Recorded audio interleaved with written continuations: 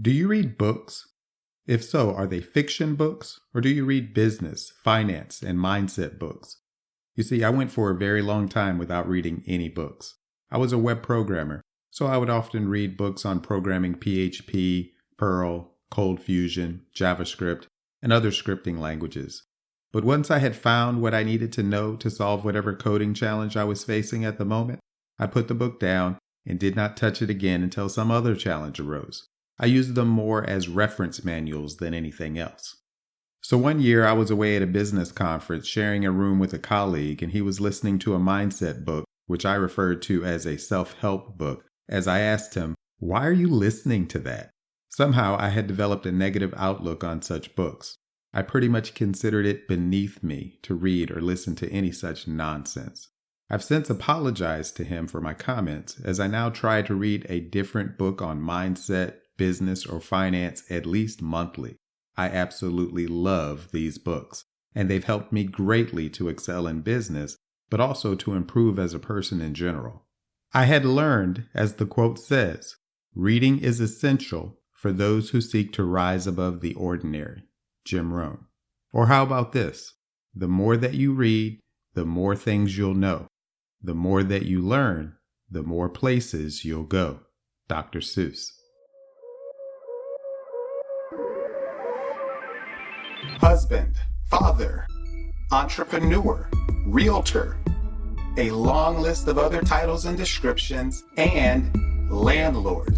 Welcome to the And Landlord Podcast with me, Jonathan Taylor Smith, also known as JT, following a roadmap to financial freedom through residential rental real estate.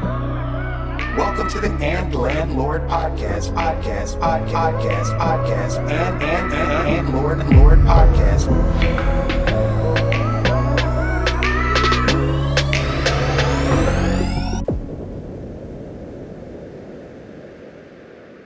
Welcome to episode number 7, Books Every Real Estate Investor Should Read.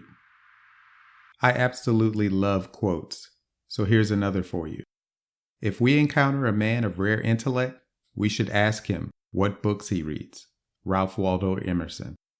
Now, not to suggest that I'm a man of rare intellect, but hey, if I don't think highly of myself, who the hell will? So I remain my biggest fan. In this episode, I'll relate some of the books that I've read and feel worth you reading as well, as they've benefited me greatly, so maybe the same will be true for you also. To this end, a new page is now live on the And Landlord Podcast website at andlandlord.com/books. And here I'll post details about each book that I mention on the podcast, along with a link to where you can order the book or get it on Audible. So in episode number 2, I mentioned the book Rich Dad, Poor Dad by Robert Kiyosaki. This book is cited possibly more than any other by real estate investors as the book that got them interested in and into the business of real estate investing. Not that it's the best book ever written on the subject of real estate investing. I wouldn't even say that it is a book about real estate investing necessarily. However, it sets your mind on a different track when it comes to money, business, and investing, and it uses real estate as an example of the type of thing one should invest their money in, because it's an asset that produces an income, rent from tenants, tends to appreciate in value, and is highly tax favored by the government, among many other reasons. And then in both episodes number 4 and number 5, I mentioned the second book by Robert Kiyosaki, The Cashflow Quadrant. This is my personal favorite in the Rich Dad series. However, I believe there are a few, including his latest, that I've yet to read. I like this book because it talks about the different ways we all get our money, divided into 4 cash flow quadrants. I'll not go into that again here in this episode, but listen to episode number 5 especially for full details. But in short, this book helped to open my eyes as to the differences in being an employee, small business owner, or self-employed on the left side of the cash flow quadrant versus getting income from a business and investments on the right side. It's a great read to get you thinking along the lines of diversifying your income and creating a situation where money and systems are working for you instead of you working for money. The And Landlord Podcast Books page at andlandlord.com/books will grow over time to contain many book recommendations. However, today, I'd like to speak about two in particular that you can find now on this page, along with Rich Dad, Poor Dad and the Cashflow Quadrant, both by Robert Kiyosaki. They are The 4-Hour Workweek by Tim Ferriss and The Richest Man in Babylon by George S. Clason.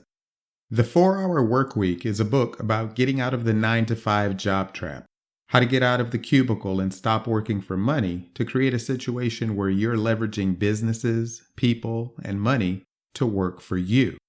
It is exactly the sort of book you should read after Rich Dad, Poor Dad and the Cashflow Quadrant, as these two put you in a mindset of making major changes in your financial life, but they are short on actionable advice, what to do, how to do it, whereas the 4-Hour Workweek is packed with actionable advice that can allow you to create a plan of action and to start making actual changes in your financial life by changing the way you make your money. Go to andlandlord.com/books and click through to the page on the 4-Hour Workweek. There you'll find my comments on what this book did for me. Unfortunately, I found it a bit late along my path, but it still had major impact on my course of actions as I worked to remove myself from being involved in almost everything that happened in my businesses. After all, you can't create a 4-hour work week for yourself when everything depends on you.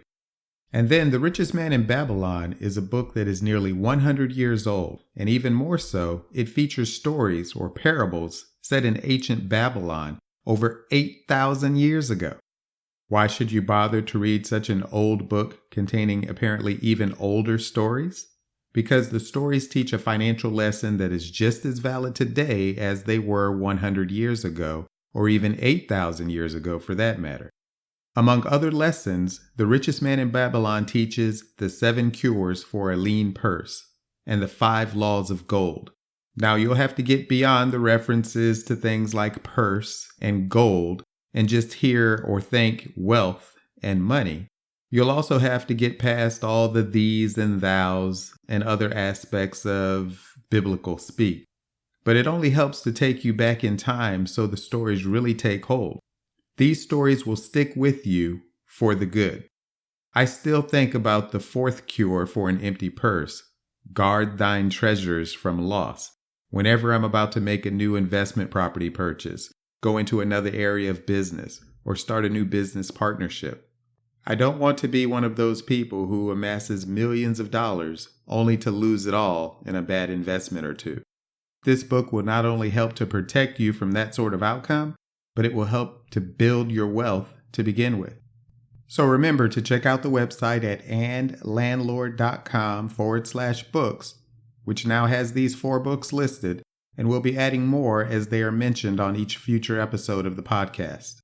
And while this episode was all about books, in future episodes we'll just mention related books and post them to this page, or we might do a short book segment within the podcast. And I don't want to leave you in complete suspense as to what the full list of books is going to be, so I'll just mention a few more of them now.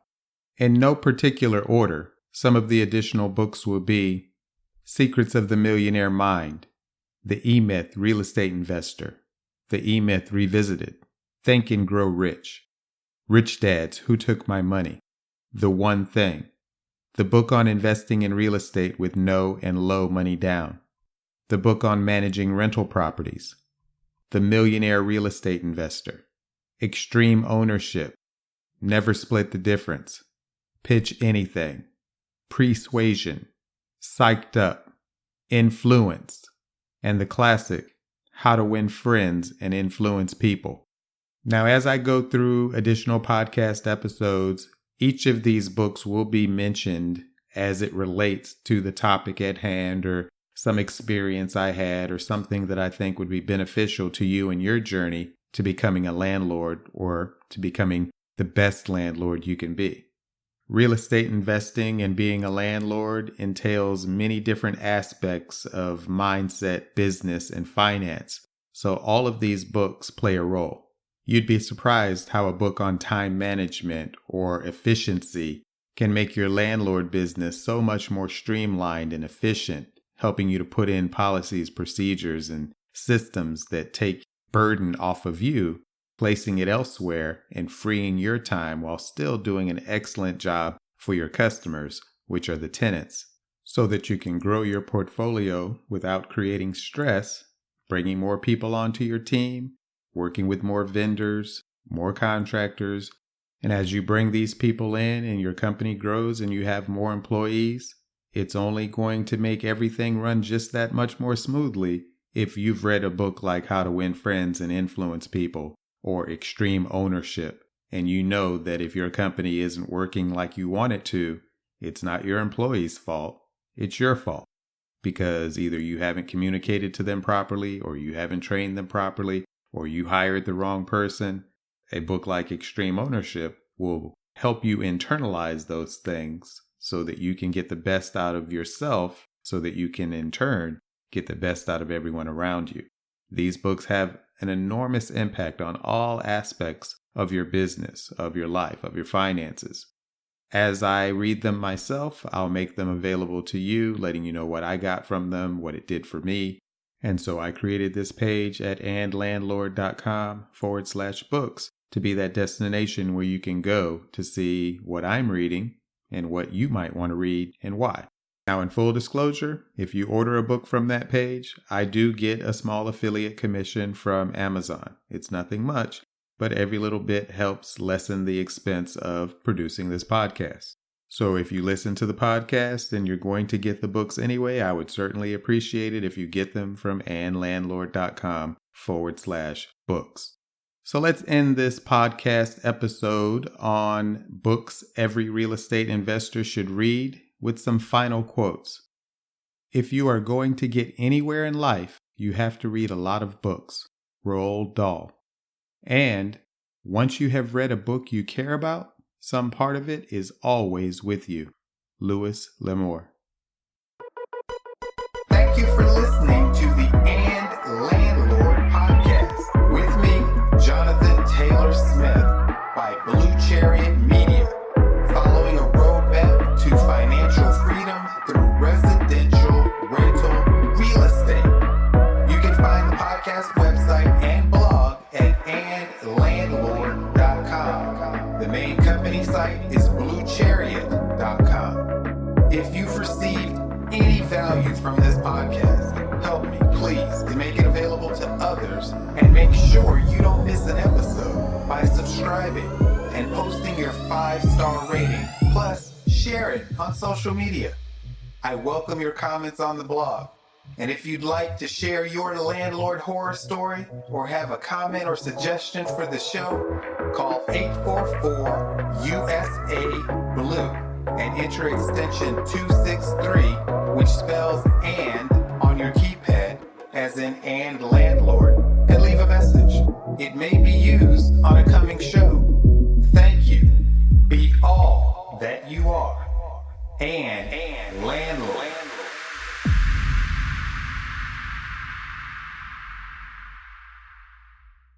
Nothing on the preceding show should be considered specific, personal, or professional advice. Please consult an appropriate tax, legal, real estate, financial, or business professional for personal advice. The comments and opinions of any guest are their own. Information is not guaranteed. Any investment may have potential for both profit and loss. The host is speaking solely on behalf of Blue Chariot Media, LLC.